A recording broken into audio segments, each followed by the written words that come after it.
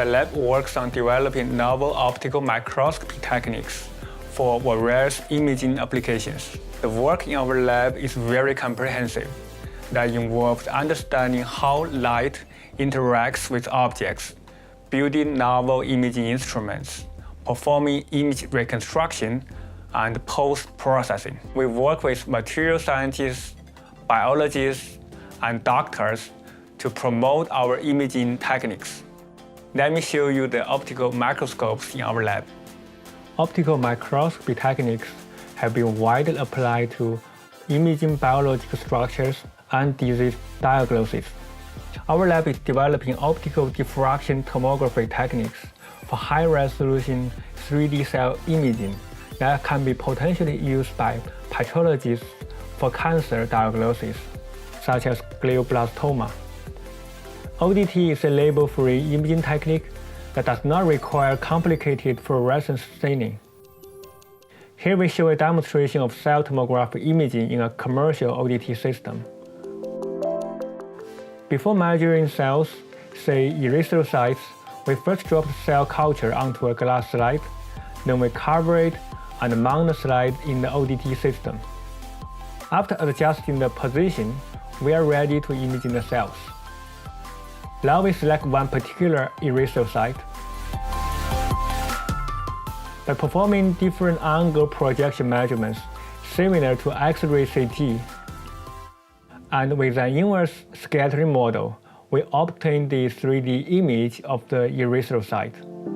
The color represents the 3D refractive index distribution in the cell, which is related to the subcellular structure, protein concentration, and shape. At CUHK, we are working on transforming ODT into a useful biomedical imaging tool by collaborating with doctors and pathologists.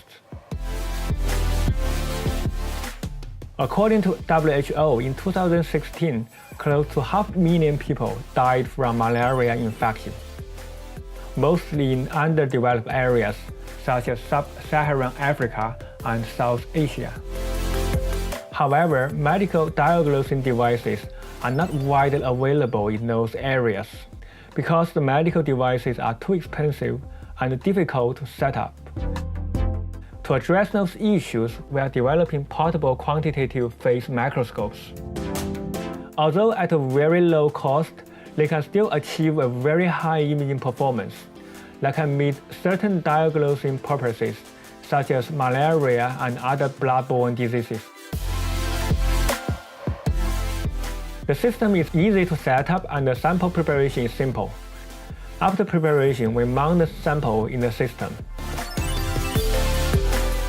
A home-built real-time processing software is developed to visualize and analyze the images. We also plan to implement the real-time software into mobile platforms, so that the imaging data, such as red blood cell morphology, mechanics, and so on, can be easily shared with experts for timely diagnosing diseases of patients in remote areas.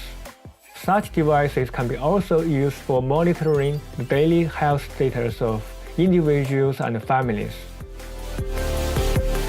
Always be curious about new things and open to different views. This is what drives me to talk with different people and learn from them.